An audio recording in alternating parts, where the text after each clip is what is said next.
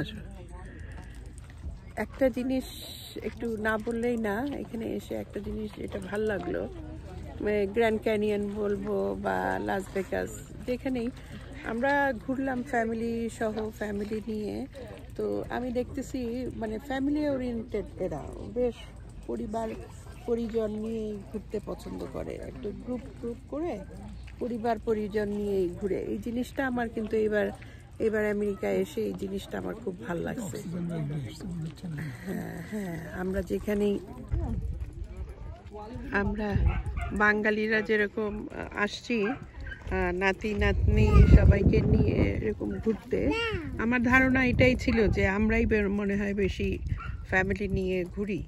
কিন্তু এখন এখানে এসে দেখছি যে না, হোটেলেও যে থাকলাম বা বিভিন্ন পয়েন্টেও যে আমরা ঘুরলাম, সব জায়গায় দেখি যে পুরো একটা গ্রুপ নিয়ে, ফ্যামিলি নিয়ে সবাই ঘুরছে।